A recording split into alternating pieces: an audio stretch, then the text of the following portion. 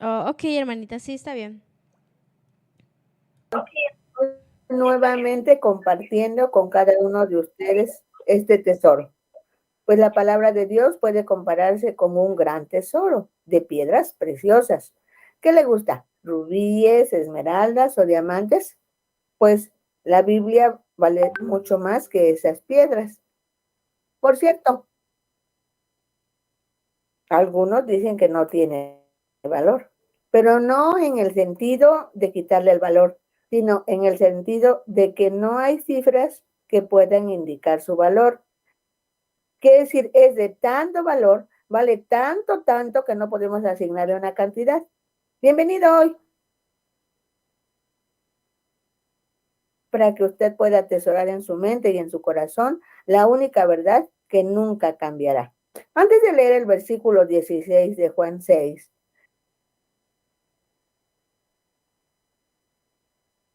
es necesario que los acontecimientos se llevaron a cabo en el orden de los capítulos 5 y 6. Pasamos de un escenario en Jerusalén donde sanó a señales en Galilea, cuando alimenta a más de 5,000 personas, y luego camina sobre el mar de Galilea. Recordemos que en Jerusalén fue rechazado porque no guardó el sábado. En Galilea, la gente afanada por el pan material no le interesó, no se interesó por el pan espiritual. Eso lo vamos a reflexionar hoy. En el capítulo 5, Jesús es la fuente de la vida, y entonces la idea central es la relación del Hijo con el Padre. Y en el capítulo 6, Jesús es el sostén de la vida, y así la idea central es la relación del Hijo con los creyentes. Entre los capítulos 5 y 6 existen aproximadamente 12 meses de diferencia, el año de la popularidad, donde Jesús tuvo mucha actividad, sobre todo en liberaciones. De todas formas, el capítulo 6 es el más largo del Evangelio de Juan, que incluye asuntos como la multiplicación de los panes, el andar sobre el mar y la metáfora del pan. Al inicio del capítulo 6 dice, después de esto, que además de lo que se relata en el capítulo 5, los otros evangelios señalan el martirio de Juan Bautista y la curiosidad de Herodes respecto a la obra de Jesús. Los siguientes versículos presentan otro acontecimiento que demuestra el poder de Dios sobre la naturaleza. Y esos versículos son del 15 al 21.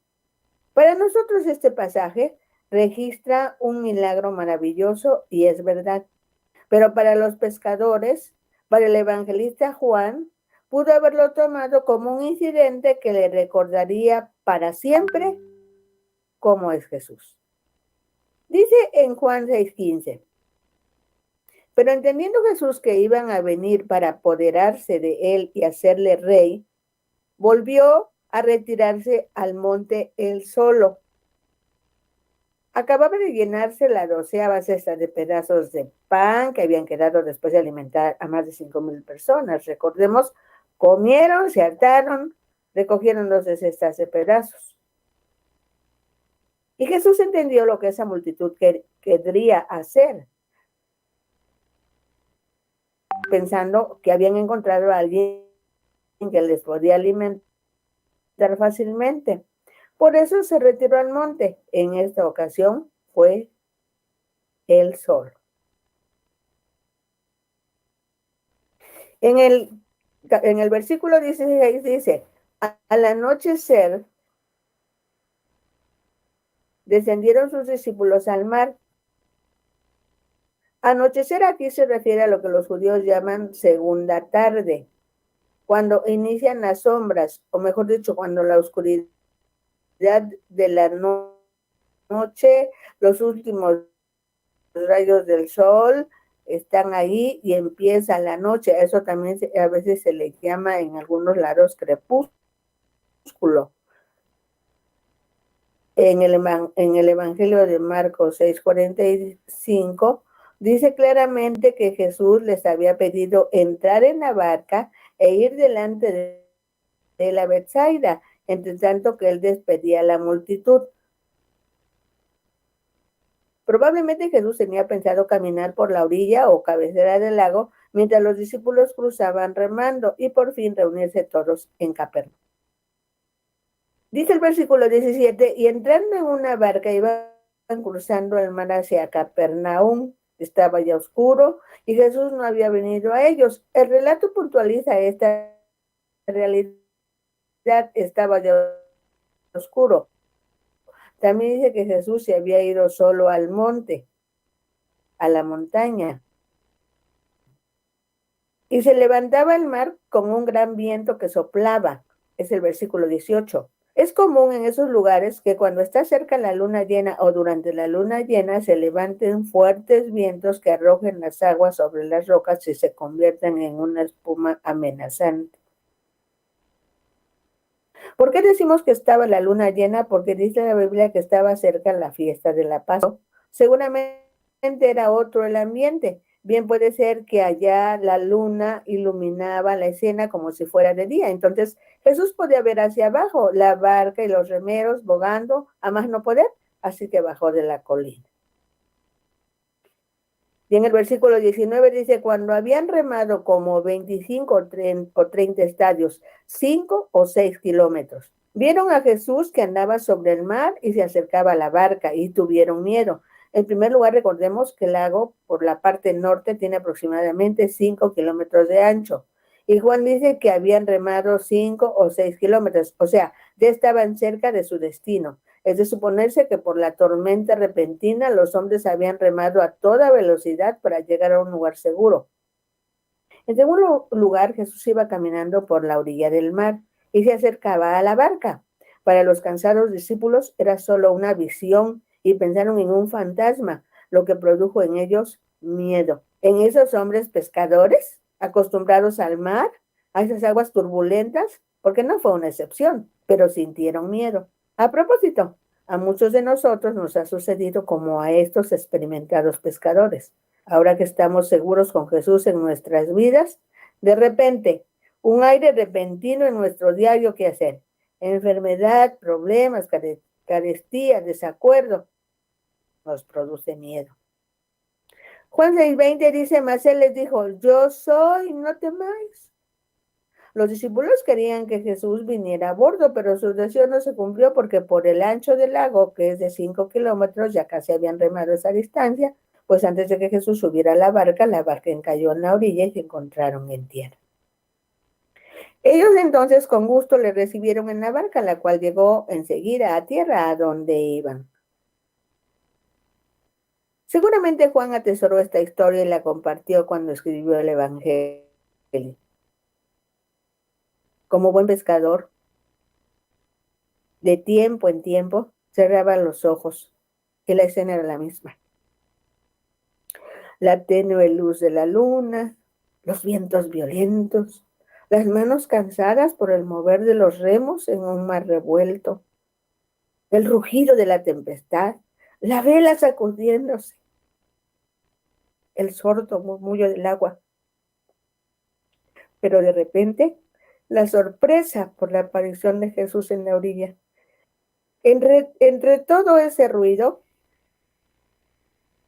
el sonido de sus palabras y por fin el golpe de la barca al tocar tierra. Juan quiso destacar las siguientes verdades. Jesús está en un lugar estratégico vigilando, cuidando a cada uno de sus discípulos. No está demasiado ocupado con Dios para acordarse de sus discípulos, observarlos y cuidar de ellos. Y así como Jesús bajó la colina para hacerse presente, que los discípulos se sintieran animados para poder llegar felizmente a tierra. Juan tendrá presente siempre que Jesús observa, acude y ayuda. Eso quiere decir que nunca nos hemos de encontrar solos, pues estaremos completamente seguros de que Jesús siempre está con nosotros y siempre nos ayudará por más difícil que parezca la travesía. ¿Estás enfrentando una situación difícil? Puede ser cotidiana, pero difícil. ¿Ya te estás cansando o ya estás cansado? ¿Creías que Jesús ni siquiera te miraba o que estaba ocupándose de la pandemia u otro asunto más importante que tú? Pues la sorpresa es que está aquí y ahora para ayudarte, para que escuches su voz. Yo soy, no tengas miedo. Si tu pregunta es ¿cómo le hago? Nosotros te vamos a ayudar. Vamos a hablar con Dios como si fueras tú. Vamos a orar. Si tú no sabes orar, escucha lo que yo voy a decir y así tú vas a ir aprendiendo a hablar con Dios. Orar es diferente de rezar. En el rezo, alguien pensó en una oración y todos la repetimos. En la oración, cada quien le habla a Dios con sus propias palabras. Hoy, a manera de taller, te recomendamos que escuches la oración para aprender a orar. Y si quieres repetirla, puedes hacerlo solo por esta vez, por ser tu taller de oración. Oh Dios, me sorprende mucho este pasaje, porque a los discípulos les sorprendió, les encontró un momento de olas, de oleaje fuerte. A Jesús le pareció que ellos estaban en problemas y los podían ver desde arriba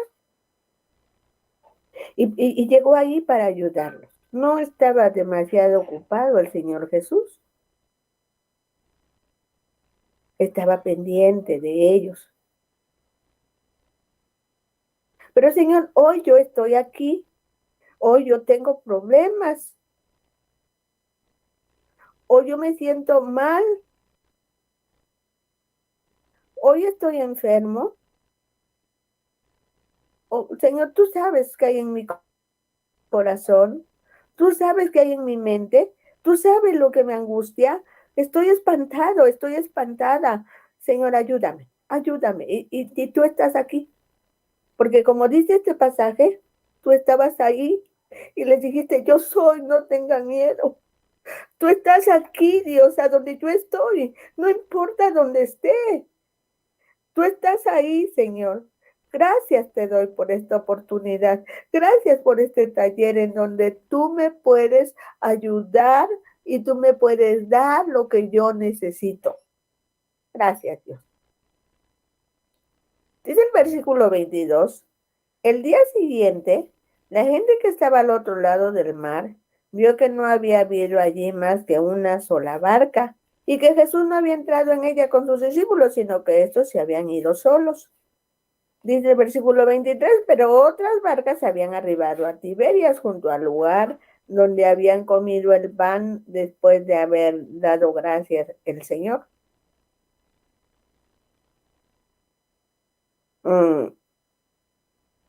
Cuando vio pues la gente que Jesús no estaba allí ni sus discípulos, entraron en las barcas y fueron a Capernaum buscando a Jesús. Recordemos que la gente en esos lugares sabían cómo eran las rutas de los barcos grandes y pequeños. Por eso para ellos no fue difícil. El maestro estaba en Capernaum. Dice el versículo 25 que cuando le hallaron en el otro lado del mar le dijeron, maestro, ¿cuándo llegaste acá? Qué importante es descubrir lo que hay en el corazón de la gente. Aquí la pregunta parece que es inocente, ¿verdad? Parece normal. Rabí, ¿cuándo llegaste acá? Sin embargo, en lo que se lee en el versículo 26, Jesús descubre lo que ellos trataron de ocultar. Respondió Jesús y les dijo, de cierto os digo, que me buscáis, no porque habéis visto las señales, sino porque comisteis el pan y os saciasteis. Aquí debemos hacer una aplicación bien personal.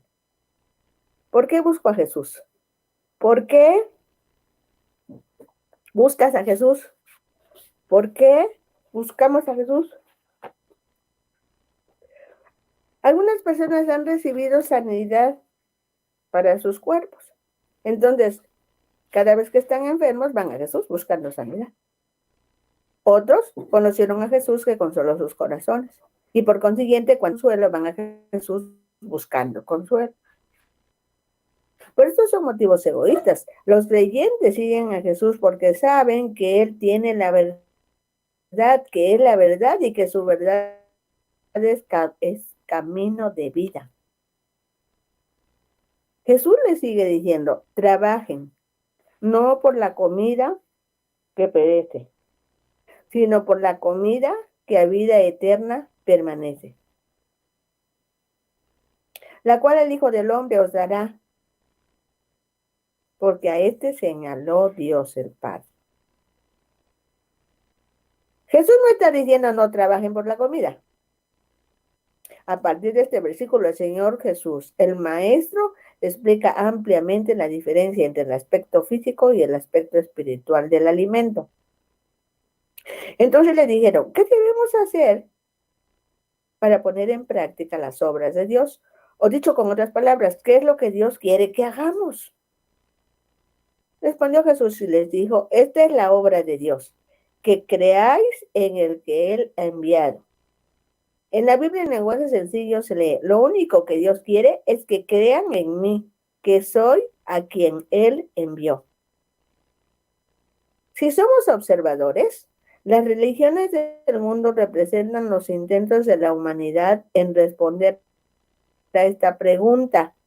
Y como contestan con su propio entendimiento, unas religiones tienen ciertos lineamientos y otras otros lineamientos. Pero la respuesta de Jesús es mucho más sencilla.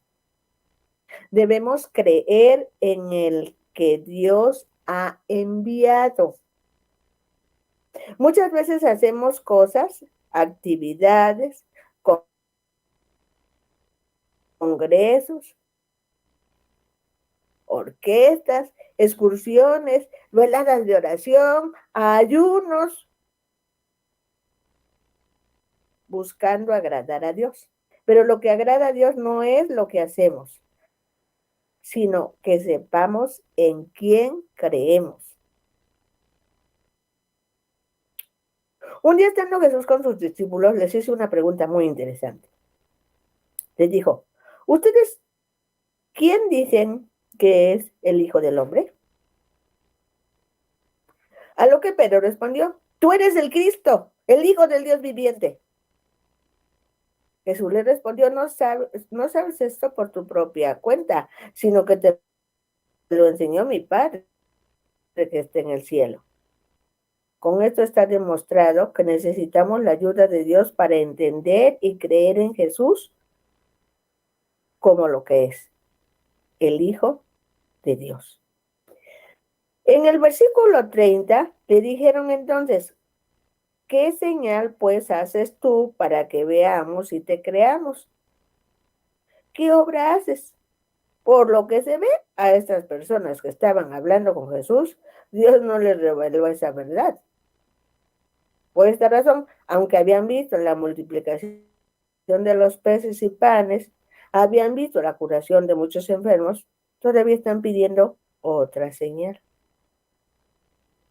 Nuestros padres comieron el maná en el desierto, como está escrito, pan del cielo les dio a comer.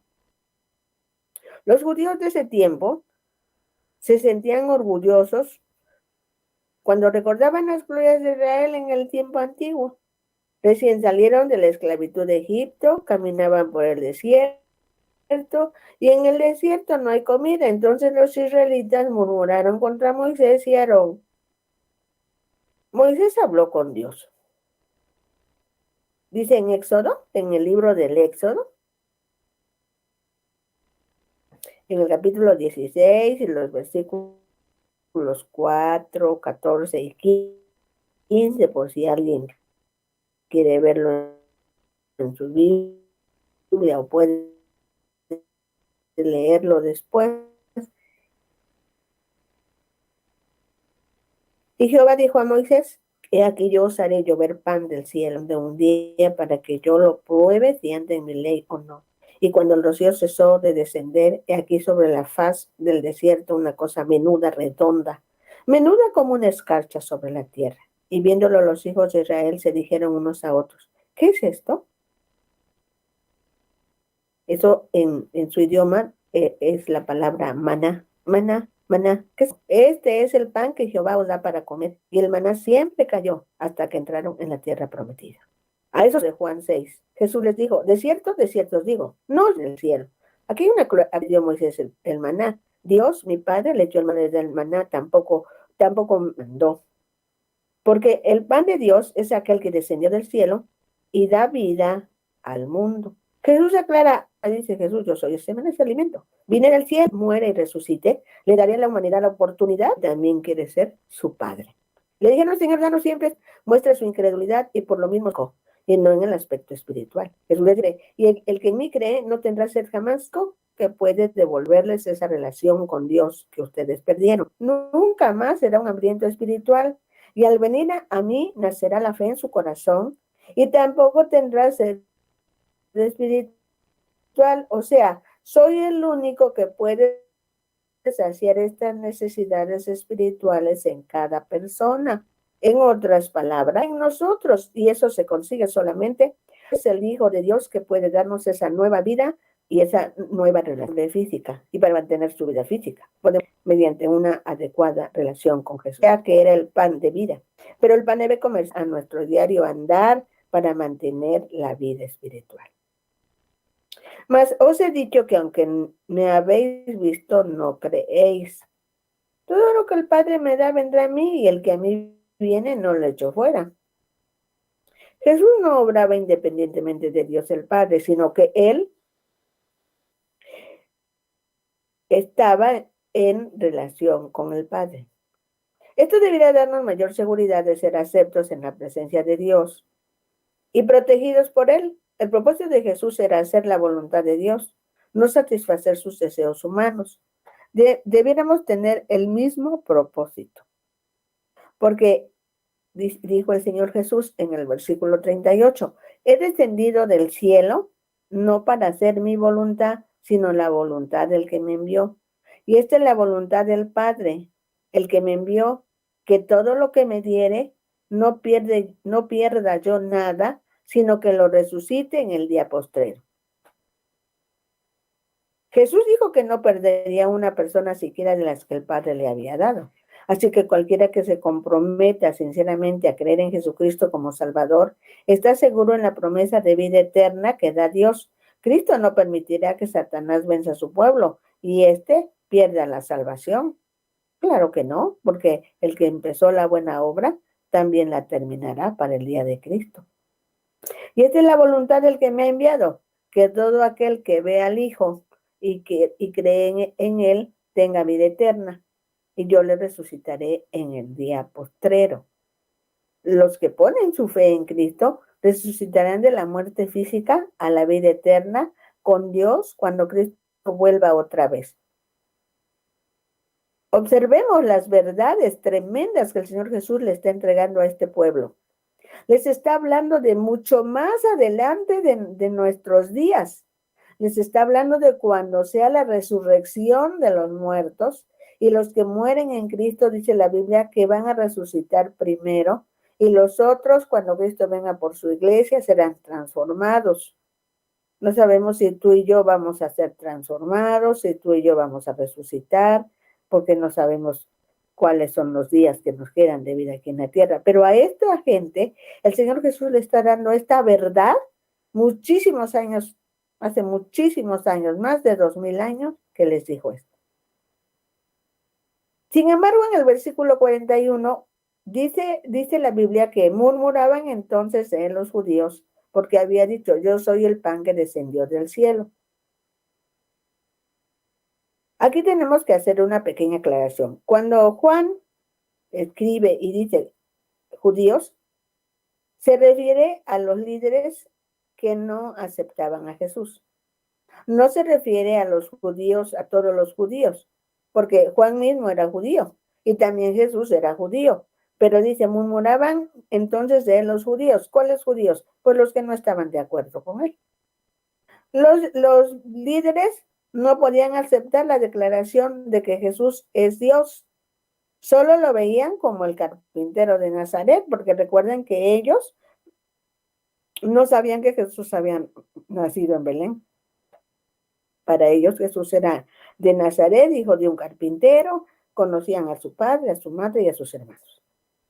Se negaron a creer que Jesús era el Hijo divino de Dios y no toleraban su mensaje.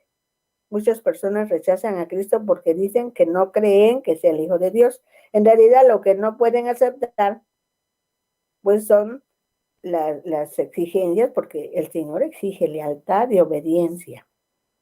De modo que para protegerse de esas exigencias, pues rechazan el mensaje. Más fuerte. Juan 6:42 dice, y decían, ¿no es este Jesús el hijo de José, cuyo padre y madre nosotros conocemos? ¿Cómo pues dice, del cielo he descendido? El hecho de que Jesús hubiera tomado forma humana entre ellos le impedía creer a las afirmaciones que Jesús hacía. Jesús respondió, les dijo, no murmuréis entre vosotros. Ninguno puede venir a mí si el Padre que me envió no lo trajere, y yo le resucitaré en el día postrero. Cuando alguien decide creer en Jesucristo como Salvador, lo hace únicamente respondiendo al mover del Espíritu Santo de Dios. Él pone en nosotros la inquietud. Nosotros decidimos si creer o no. Nadie puede creer en Jesús sin la ayuda de Dios. Escrito está en los profetas, y serán todos enseñados por Dios. Así que todo aquel que oyó al Padre y aprendió de él, viene a mí. Jesús hacía alusión a una idea del Antiguo Testamento sobre el reino mesiánico, según la cual todas las personas reciben enseñanza directa de Dios. Sí está en el libro del profeta Isaías. Enfatizaba la importancia de no oír solamente, sino de aprender. Dios nos enseña mediante la Biblia, nuestras experiencias, los pensamientos que nos da el Espíritu Santo y las relaciones con otros cristianos. ¿Es usted receptivo a la enseñanza de Dios? Porque no solo se trata de oír. Otra parte de la Escritura dice que debemos ser hacedores y no oidores. Dice el versículo 46 del capítulo 6, no que alguno haya visto al Padre, sino aquel que vino de Dios, este ha visto al Padre. De cierto os digo, el que cree en mí tiene vida eterna. Cree, según aquí está traducido así en esta versión, debe decir sigue creyendo, está creyendo, o sea, es una acción continua. No creemos una sola vez, sino que seguimos creyendo y confiando en Jesús. Aquí Jesús se refiere al maná que Moisés dio a sus antepasados en el desierto. Sí, lo que ya habíamos leído. Este pan era físico y temporal. El pueblo lo comía y les daba sustento de un día, pero era necesario obtener más pan cada día y este no impedía que muriesen. Jesús, que es mucho más grande que Moisés, se ofrece como pan espiritual del cielo que satisface plenamente y conduce a la vida eterna. Yo soy el pan de vida. Vuestros padres comieron el maná en el desierto y murieron. Este es el pan que desciende del cielo para que para que el que de él come no muera. Yo soy el pan vivo que descendió del cielo. Si alguien comiere de este pan, vivirá para siempre. Y el pan que yo le daré es mi carne, la cual yo daré por la vida del mundo. ¿Cómo puede Jesús darnos su carne como pan para que comamos? Comer pan de vida significa aceptar a Cristo y unirnos a Él. Nos unimos a Cristo de dos formas. Al creer en su muerte, el sacrificio de su carne y resurrección, y al dedicarnos a vivir como Él manda, dependiendo de sus enseñanzas para guiarnos y confiando en el Espíritu Santo para recibir poder. Entonces los judíos contendían entre sí diciendo, ¿cómo puede darnos a comer su carne? Jesús les dijo, de cierto, digo, no, si no coméis la carne del Hijo del Hombre y bebiereis su sangre, no tenéis vida en vosotros. El que come mi carne y bebe mi sangre tiene vida eterna y yo le resucitaré en el día postrero, porque mi carne es verdadera comida y mi sangre es verdadera bebida. El que come mi carne y bebe mi sangre en mí permanece y yo en él. Estoy leyendo los versículos 53, 54, 55 y 56.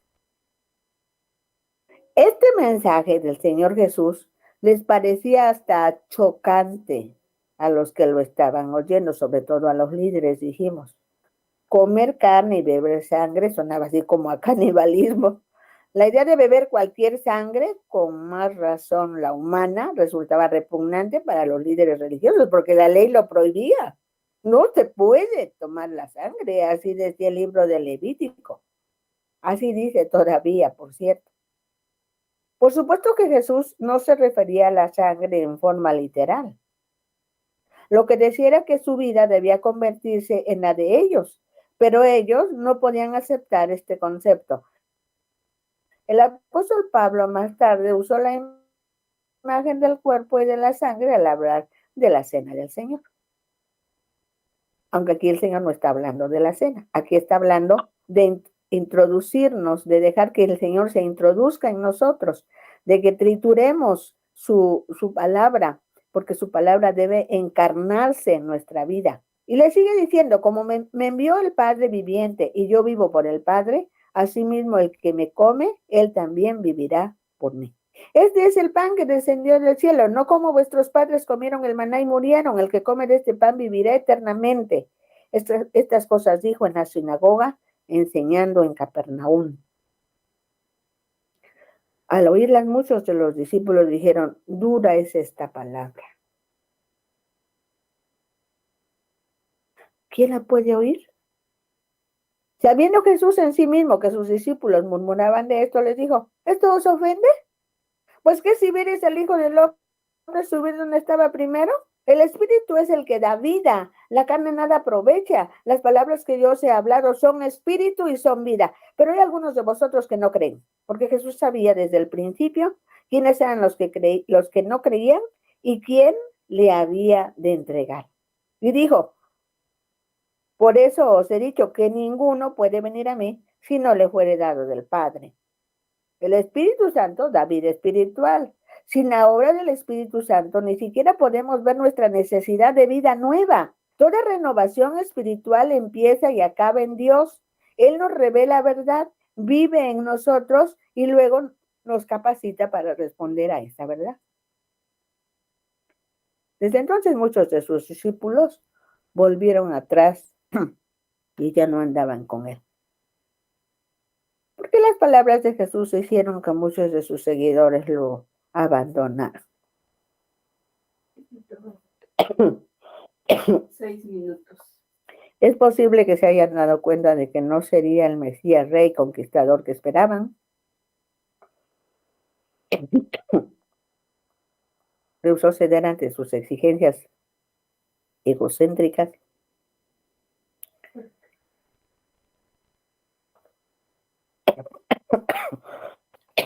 Perdón.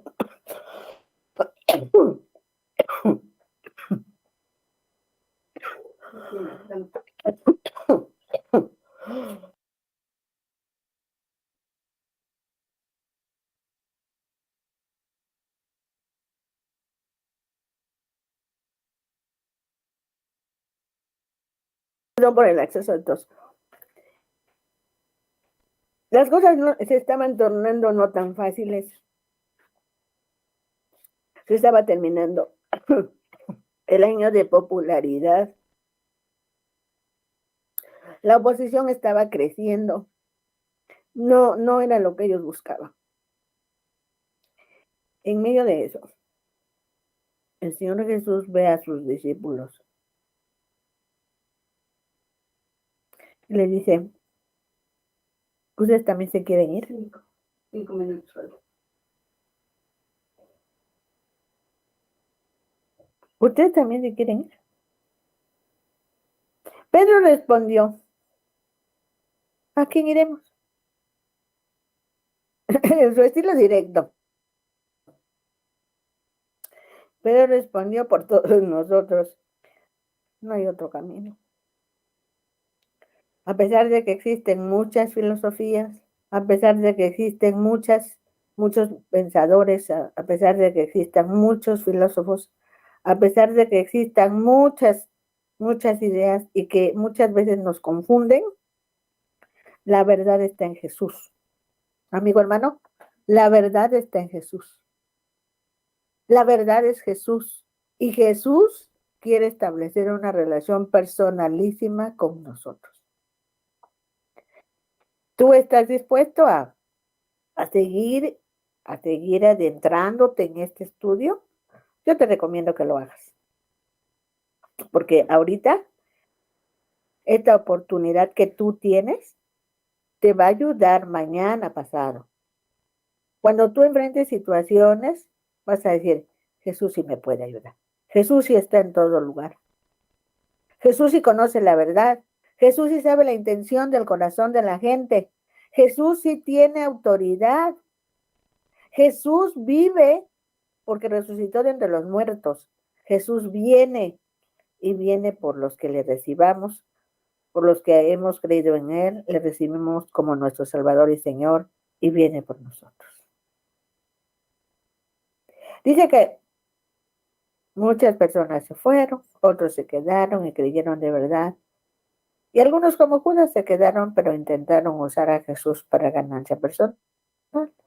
Muchas personas hoy en día se alejan de Cristo.